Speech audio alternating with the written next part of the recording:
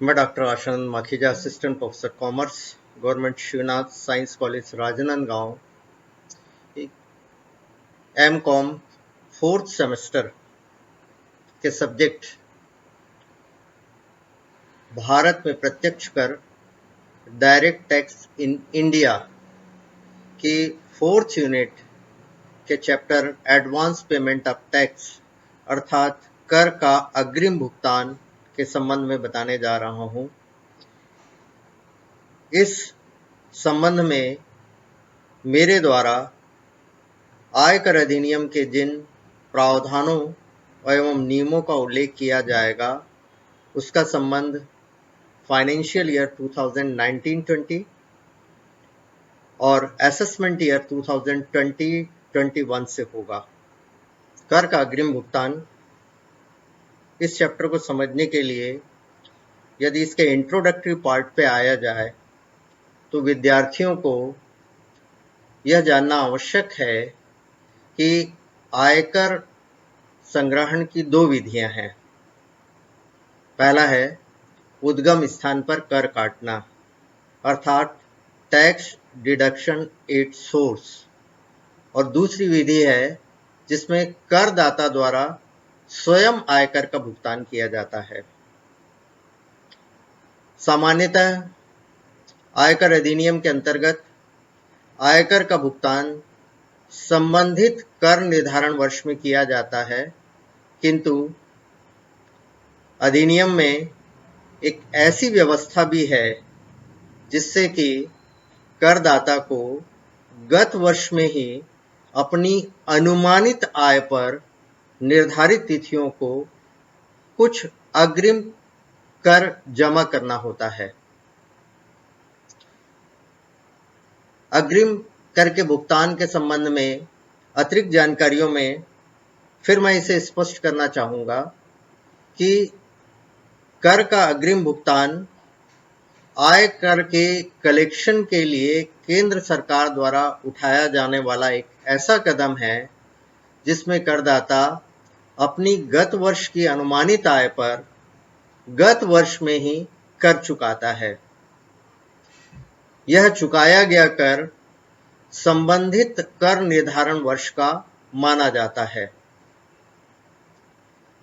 आयकर अधिनियम में एक ऐसा प्रावधान है, इसे दूसरे शब्दों में भी बताया जा सकता है कि करदाता जैसे जैसे आय कमाता जाता है वैसे वैसे ही उस पर वह कर का भुगतान करता जाता है और बाद में कर निर्धारण वर्ष में टैक्स असेसमेंट होने के बाद देय आयकर में इस राशि का समायोजन कर लिया जाता है। कर चुकाने की ऐसी व्यवस्था को कर का अग्रिम भुगतान कहा जाता है अर्थात एडवांस पेमेंट ऑफ टैक्स। इसी व्यवस्था का दूसरा नाम है जैसे कमाओ वैसे चुकाओ योजना, पे एज यू अर्न स्कीम। इस व्यवस्था को एक उदाहरण से भी स्पष्ट किया जा सकता है।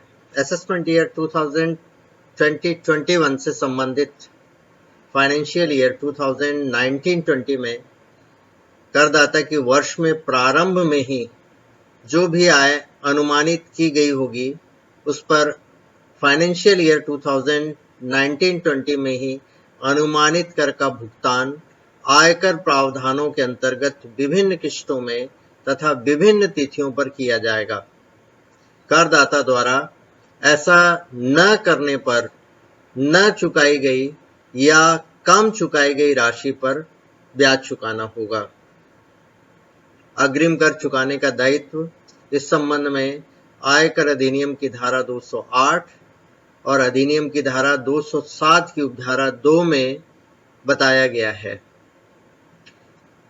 अंडर सेक्शन 208 में यह स्पष्ट किया गया है कि यदि किसी फाइनेंशियल ईयर में कोई एसईसी जिसकी देय कर की राशि 10,000 रुपए या इससे अधिक है तो ऐसे करदाता को अधिनियम की धारा 208 से लेकर 213 तक के प्रावधानों के अंतर्गत उसी फाइनेंशियल ईयर में अग्रिम कर चुकाने का उत्तरदायित्व उत्पन्न हो जाएगा। धारा 207 की उपधारा 2 में इसे और स्पष्ट किया गया है कि भारत में यदि निवासी करदाता जिसकी व्यापार एवं पेशे से लाभ शीर्षक के अंतर्गत कोई भी आय नहीं है तथा ऐसा करदाता गत वर्ष में किसी भी समय उसकी आयु 60 वर्ष या इससे अधिक है, तो ऐसे करदाता पर अग्रिम कर चुकाने से संबंधित अधिनियम की धारा 208 से लेकर 219 तक के प्रावधान लागू नहीं होंगे। अग्रिम करने की गणना विधि को क्रमबद्ध तरीके से बताया गया है। पहले स्टेप में सबसे पहले करदाता द्वारा गत वर्ष की अनुमानित सकल कुल आय की गणना की जाएगी, अर्थात उसकी एस्टिमेटेड ग्रॉस टोटल इनकम का कंप्यूटेशन होगा। स्टेप 2, ग्रॉस टोटल इनकम में जो डिडक्शन एप्लीकेबल हैं वो सारे डिडक्शंस जो धारा 80C से लेकर 80U तक के अंतर्गत आते हैं। इसके अलावा यदि कुछ रिबेट्स जिसकी करदाता पात्रता रखता है तो घटाकर संभावित कुल आय या शुद्ध कर योग्य आय की गणना कर ली जाती है। अगले स्टेप में इस अनुमानित कुल आय पर संबंधित वित्तीय वर्ष के लिए जो आयकर की निर्धारित दरें हैं उसके आधार पर आयकर की गणना कर ली जाती है। स्टेप 3 में गणना की गई कर की राशि में अधिनियम की धारा 87A के अंतर्गत रिबेट को घटाया जाएगा। स्टेप 5 में कर की राशि पर निर्धारित दरों से सरचार्ज लगाया जाएगा, लेकिन अधिनियम में स्पष्ट किया गया है कि सरचार्ज उन्हीं करदाताओं पर लगाया जाएगा जिनकी अनुमानित आय निर्धारित सीमा से अधिक हो। स्टेप 5 में जो कर की राशि की गणना की गई है और उस पर जो अधिभार लगाया गया है, इसके योग में 4% की दर से हेल्थ एंड एजुकेशन सेस अर्थात शिक्षा एवं स्वास्थ्य उपकर लगाया जाएगा। स्टेप 6 की कुल राशि में यदि टीडीएस हुआ है या टीसीएस हुआ है, यानी उद्गम स्थान पर यदि कर काटा गया है या कर संग्रह किया गया है, तो ऐसी राशि घटा दी जाएगी। स्टेप 8, यदि स्टेप 7 में गणना की गई राशि 10,000 रुपये या इससे अधिक है, तो करदाता को अग्रिम कर की राशि को विभिन्न किस्तों में निर्धारित तिथियों को चुकाना होगा। कर के अग्रिम भुगतान की व्यवस्था में 2 विधियां हैं। पहला, करदाता द्वारा अपनी इच्छा से अग्रिम कर का भुगतान, payment of advance tax bye SSC of his own accord. इसके संबंध में अधिनियम की धारा 210 में 2 प्रावधान हैं। पहला प्रावधान, प्रत्येक करदाता जो धारा 208 के अंतर्गत कर चुकाने के लिए उत्तरदायी है, चाहे उसका पूर्व में रेगुलर असेसमेंट हुआ हो या न हुआ हो, अपनी चालू फाइनेंशियल ईयर की आय का अनुमान लगाकर निर्धारित तिथियों पर या उससे पहले अग्रिम कर चुकाएगा। दूसरा प्रावधान, यदि करदाता अग्रिम कर का भुगतान किस्तों में करता है, तो वह अपनी करंट इनकम के अनुमान के अनुसार शेष बची हुई किस्तों की राशि में कमी या वृद्धि कर सकता है। अग्रिम कर भुगतान की दूसरी विधि कर निर्धारण अधिकारी के आदेश पर अग्रिम कर का भुगतान, payment of advance tax in purchase of order of assessing officer. इस संबंध में अधिनियम की धारा 210 की उपधारा 3, 210 की उपधारा 4, 210 की उपधारा 5 तथा 210 की उपधारा 6 के प्रावधान लागू होते हैं। पहला प्रावधान, यदि करदाता का पहले कभी रेगुलर असेसमेंट हो चुका हो और वह करंट फाइनेंशियल ईयर में अग्रिम कर का भुगतान नहीं करता है तो कर निर्धारण अधिकारी उसे अग्रिम कर चुकाने का लिखित आदेश दे सकता है। दूसरा प्रावधान, यदि कर निर्धारण अधिकारी की दृष्टि में कोई करदाता अग्रिम कर चुकाने के लिए उत्तरदायी हो। नंबर 3, अग्रिम कर चुकाने का आदेश फरवरी माह की अंतिम तिथि से पहले दिया जा सकता है।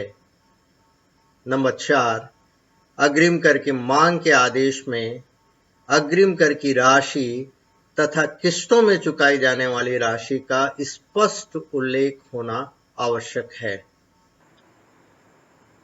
अग्रिम कर के भुगतान के आदेश में संशोधन के संबंध में वह आदेश जो कि कर निर्धारण अधिकारी द्वारा करदाता को दिया जा सकता है, इस संबंध में अधिनियम में यह स्पष्ट किया गया है कि यदि करदाता ने फरवरी महीने की अंतिम तारीख तक अपनी आय का विवरण दाखिल कर लिया हो तो ऐसी स्थिति में कर निर्धारण अधिकारी को अपने आदेश में संशोधन करना होता है।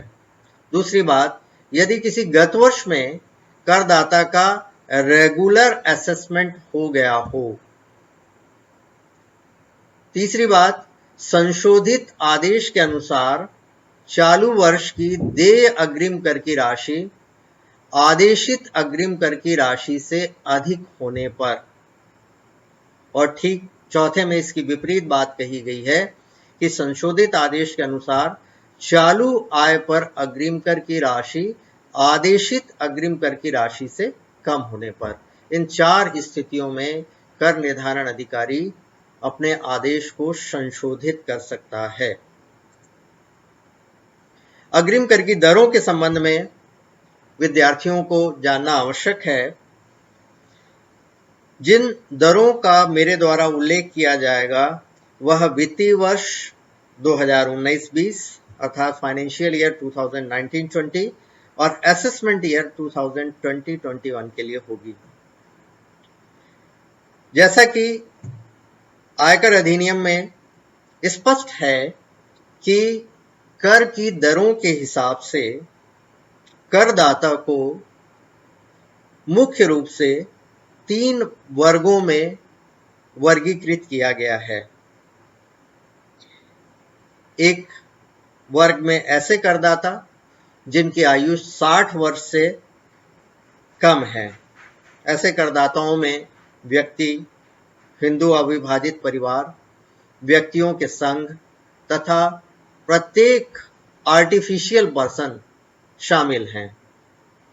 यदि ऐसे करदाताओं के द्वारा वित्तीय वर्ष 2019-20 में आय कमाई जाती है तो ऐसी आयों पर कर की श्रेणियां और कर की दरें इस प्रकार हैं।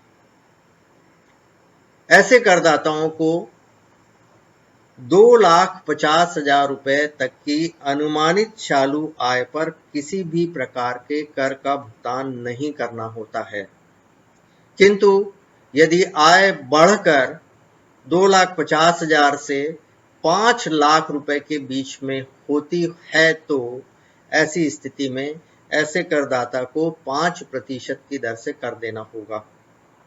यदि अनुमानित आय 5 लाख रुपए से अधिक किंतु 10 लाख रुपए तक है तो ऐसी आय पर करदाताओं को 20% की दर से कर का भुगतान करना होता है।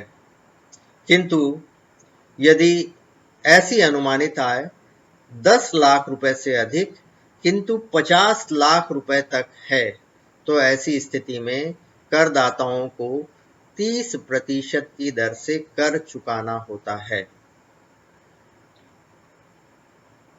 इसके आगे कुछ विशिष्ट प्रावधान है जिसका संबंध अधिभार से है। इसके संबंध में आपको मैं बताना चाहूंगा कि यदि करदाता की अनुमानित आय 50 लाख रुपए से अधिक किंतु 1 करोड़ रुपए तक है तो आयकर की 30% की दर के बाद उसे 10% की दर से अधिभार भी चुकाना होता है। अंत में यदि करदाता की अनुमानित आय 1 करोड़ रुपए से अधिक है तो ऐसे करदाताओं को 30% आयकर के साथ 15% की दर से अधिभार का भी भुगतान करना होता है। करदाताओं की दूसरी श्रेणी में ऐसे करदाता जो 60 वर्ष से अधिक हैं किंतु 80 वर्ष से कम हैं। आयकर अधिनियम में ऐसे करदाताओं को वरिष्ठ नागरिक सीनियर सिटीजन्स कहा गया है।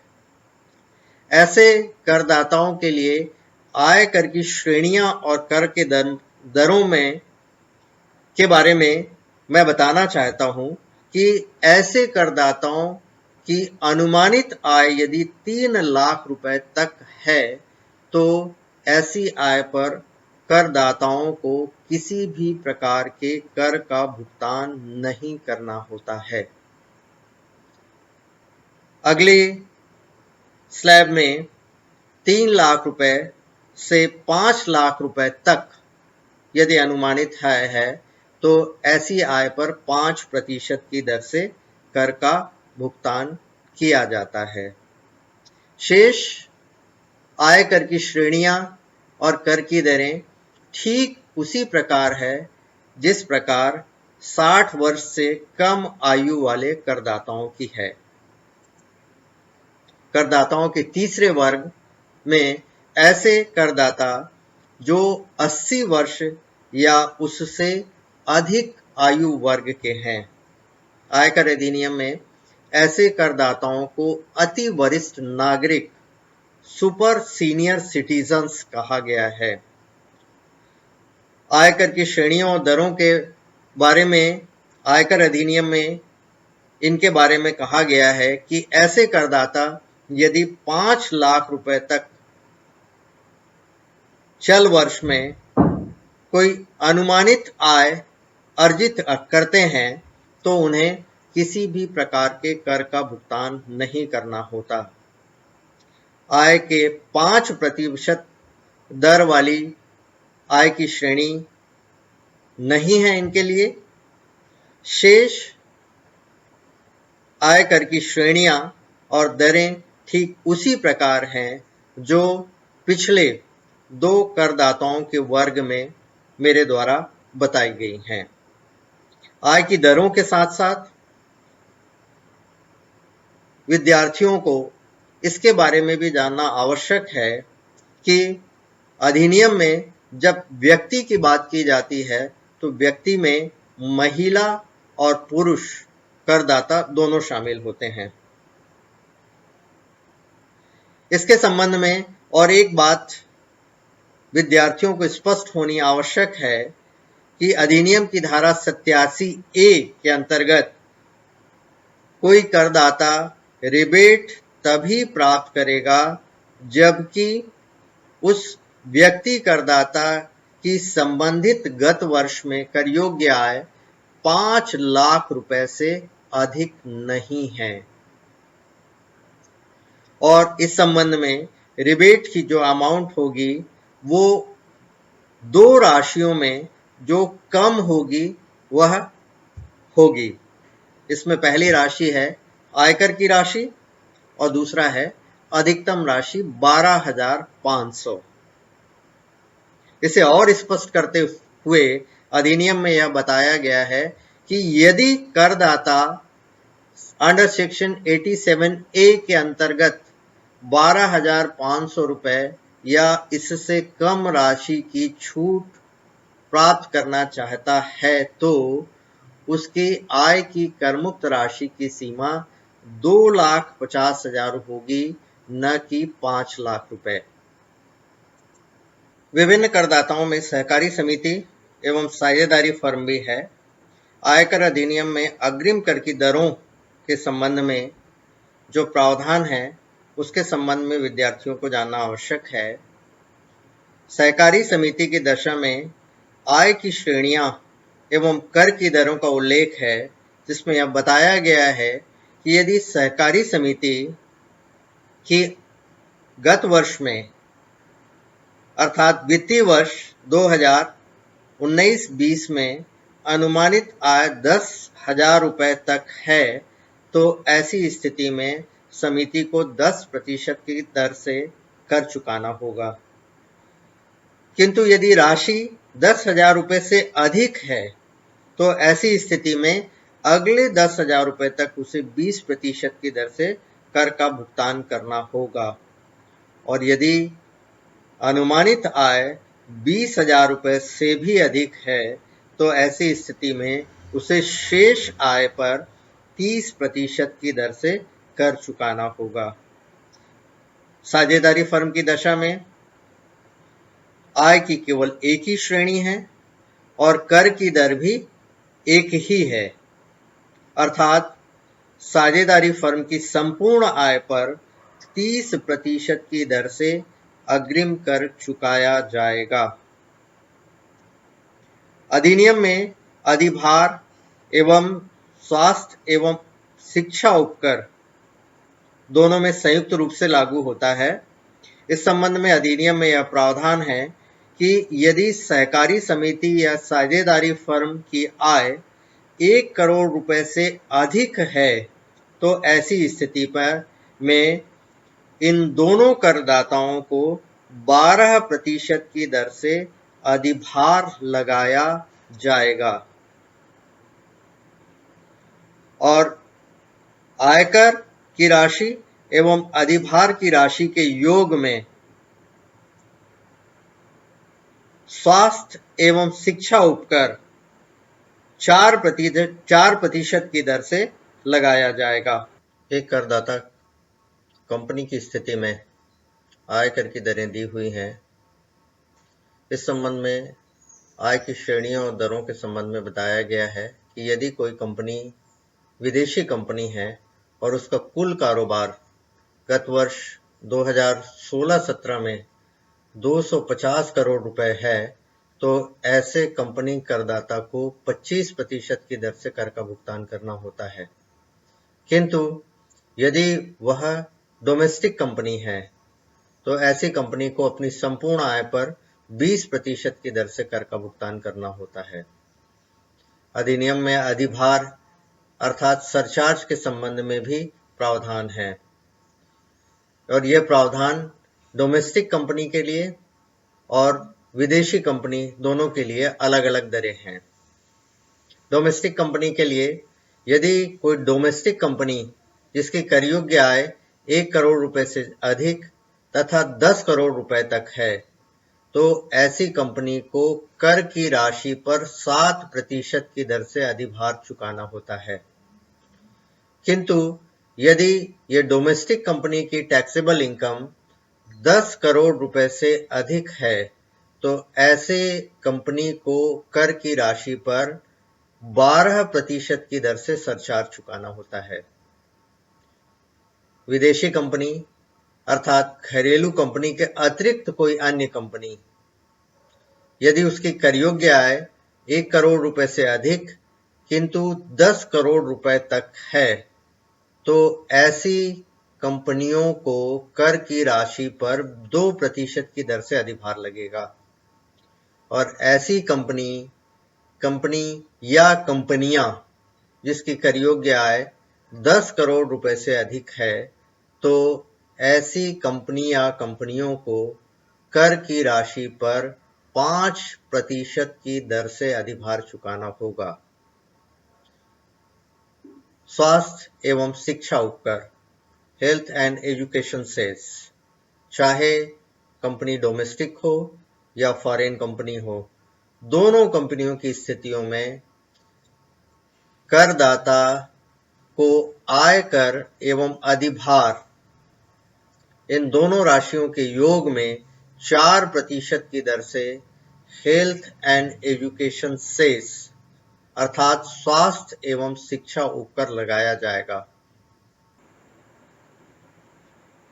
जैसा कि मैंने पूर्व में स्पष्ट किया है कि करदाता द्वारा अग्रिम कर की किस्त एवं देय तिथियां पहले से तय हैं। एक कंपनी या अन्य समस्त करदाता जो धारा 44A(d) अंडर सेक्शन 44A(d) के अंतर्गत आने वाले करदाता नहीं हैं, उन्हें किस्तों की विभिन्न तिथियां और किस्त की राशि जो है वो स्लाइड में एक तालिका या टेबल के रूप में दिखाई गई है। पहली बात, यदि करदाता ने की अनुमानित आय है और ऐसी अनुमानित आय जो है वो 10,000 रुपए से, ऐसी अनुमानित पर कर की राशि यदि 10,000 रुपए से अधिक है, तो ऐसी स्थिति में उसे 4 किस्तों में अपनी देय कर की राशि का भुगतान करना होता है। प्रथम किस्त में उसे 15 जून या इससे पहले अग्रिम कर की राशि का कम से कम 15% चुकाना होता है। द्वितीय किस्त 15 सितंबर या इसके पहले उसके द्वारा चुकाई जाती है और इसके अंतर्गत अग्रिम कर की राशि का कम से कम 45%। इस संबंध में यह स्पष्ट करना आवश्यक है कि पहली किस्त में चुकाई गई राशि घटाकर जो शेष राशि होगी उसका भुगतान द्वितीय किस्त में किया जाता है। अर्थात 45% में पूर्व में चुकाई गई 15% की राशि घटाने के बाद शेष 30% जो है वो द्वितीय किस्त में चुकाया जाएगा। तृतीय किस्त जिसका भुगतान 15 दिसंबर या इससे पूर्व होना आवश्यक है, इसके अंतर्गत अग्रिम कर की राशि का कम से कम 75% करदाता द्वारा चुकाया जाता है।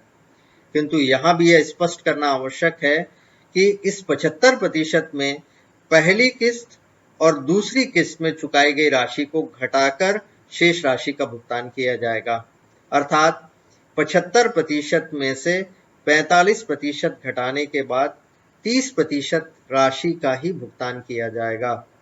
चौथी और अंतिम किस्त जो करदाता द्वारा 15 मार्च या इसके पूर्व चुकाई जाएगी, इसमें अग्रिम कर की 100% राशि का भुगतान किया जाता है। किंतु यहाँ पर यह भी स्पष्ट करना आवश्यक है कि इस 100% में पूर्व में किस्तों में चुकाई गई राशि को घटाने के बाद जो शेष राशि होगी उसी का भुगतान किया जाएगा। अर्थात 100% में 75% माइनस करने के बाद अंतिम किस्त 25% की ही होगी। इस संबंध में विद्यार्थियों को कुछ अतिरिक्त जानकारी रखना आवश्यक है। वह यह है कि जो राशि अग्रिम कर के रूप में उसके द्वारा 31 मार्च या इसके पूर्व चुकाई जाती है, उसे वित्तीय वर्ष में चुकाया गया अग्रिम कर मानेंगे। दूसरी महत्वपूर्ण जानकारी, यदि कर निर्धारण अधिकारी की ओर से मांग का नोटिस मिलने के बाद ही अग्रिम कर देय होता है, तो इस नोटिस के प्राप्त होने के बाद जो अग्रिम कर की देय तिथि या तिथियां शेष रहेंगी, उन तिथियों पर संपूर्ण अग्रिम कर या अग्रिम कर का उचित भाग जमा किया जाएगा। तीसरी जानकारी में, यदि अग्रिम कर की किस्त भुगतान करने की अंतिम तिथि को बैंक बंद है तो ऐसी स्थिति में अगले कार्य दिवस पर अग्रिम कर का भुगतान किया जाएगा और ऐसे लेट लतीफी या डिले के लिए करदाता को किसी भी प्रकार का ब्याज नहीं देना होगा। अग्रिम कर के भुगतान में चूक।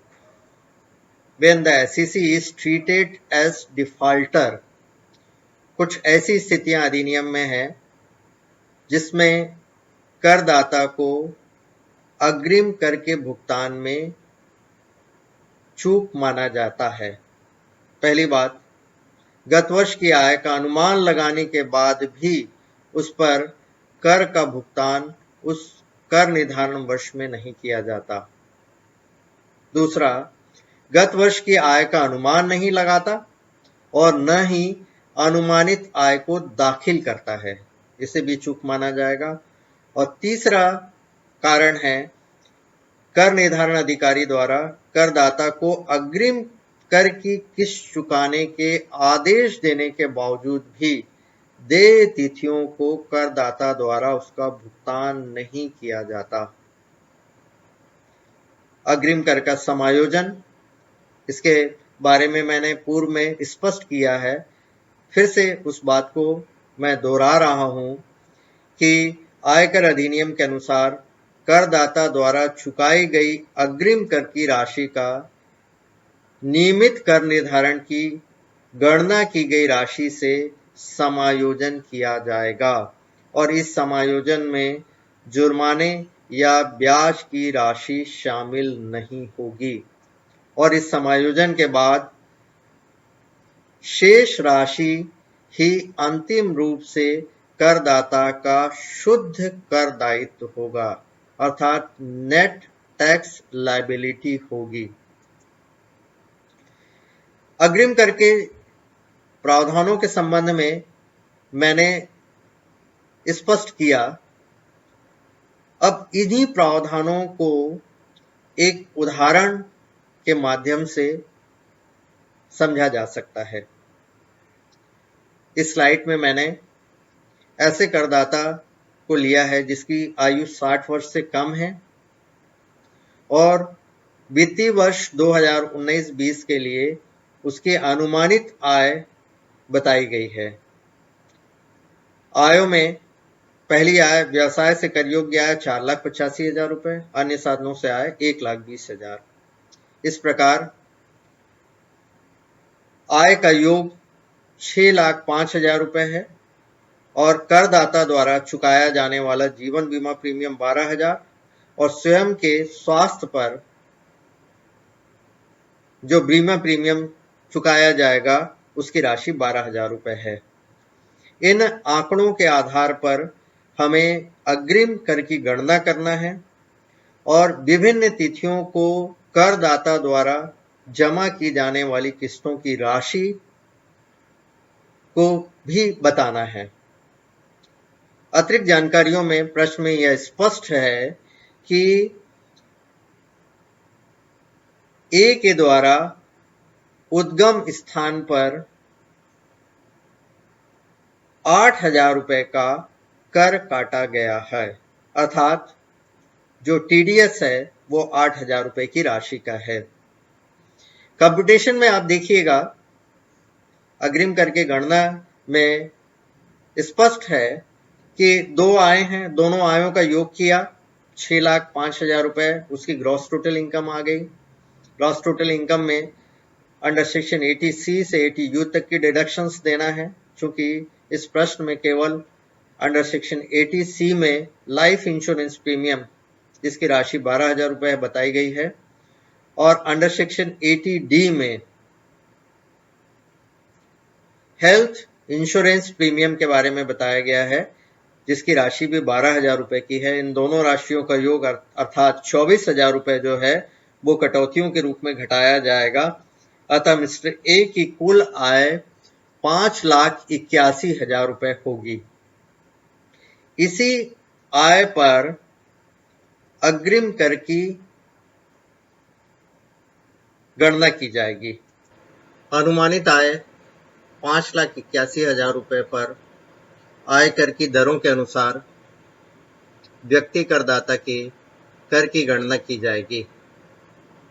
स्लाइड में यह स्पष्ट है कि पहले 2,50,000 रुपए पर, जैसा कि आयकर अधिनियम में कर की दरों के संबंध में स्पष्ट है, किसी भी प्रकार के कर चुकाने के लिए करदाता उत्तरदायी नहीं होगा। अगले 2,50,000 रुपए पर 5% की दर से कर चुकाया जाएगा। वह राशि 12,500 रुपए की है। शेष 81,000 रुपए पर 20% की दर से 16,200 रुपए की राशि करदाता द्वारा चुकाई जाएगी। इस प्रकार 5,81,000 रुपए पर चुकाया जाने वाला कर 28,700 रुपए होगा और इस आय कर की राशि पर शिक्षा एवं स्वास्थ्य उपकर 4% की दर से लगाया जाएगा, जो कि 1,148 रुपए होगा। आयकर एवं शिक्षा एवं स्वास्थ्य उपकर, इन दोनों का योग 29,848 रुपए है। जैसा कि प्रश्न में स्पष्ट था कि करदाता के उद्गम स्थान पर 8,000 रुपए की राशि काटी गई है, अतः यह टीडीएस की राशि देय कर की राशि में से घटा दी जाएगी और घटाने के बाद जो 21,848 रुपए की राशि होगी वह करदाता का शुद्ध कर दायित्व होगा। इस राशि को राउंड ऑफ किया जाएगा और यह 21,850 रुपए होगा। इसी 21,850 रुपए की को अग्रिम कर के रूप में करदाता द्वारा विभिन्न किस्तों में विभिन्न तिथियों को चुकाया जाएगा। स्लाइड में आगे स्पष्ट है, प्रथम किस्त जो कि करदाता द्वारा 15 जून 2019 तक भुगतान की जाएगी, वह 15% की दर से होगी। उसकी राशि 3,277 रुपए है। द्वितीय किस्त जिसे 15 सितंबर 2019 तक भुगतान करना होगा, वह शुद्ध कर दायित्व का 30% होगी। यह 6,555 रुपए है। तृतीय किस्त 15 दिसंबर 2019 तक चुकाई जाएगी। यह भी 30% की दर से होगी। यह राशि 6,555 रुपए है। चतुर्थ किस्त यानी अंतिम किस्त 15 मार्च 2020 तक भुगतान होगी। यह कुल कर दायित्व का 25% अर्थात 5,463 रुपए होगी। इन चारों किस्तों का योग 21,850 रुपए होगा। कर का अग्रिम भुगतान के संबंध में आयकर अधिनियम के प्रावधानों को क्रमबद्ध और सरल तरीके से बताने का मैंने प्रयास किया है। मुझे आशा है कि विद्यार्थी इस स्लाइड के माध्यम से इस अध्याय को आसानी से समझ सकते हैं। धन्यवाद।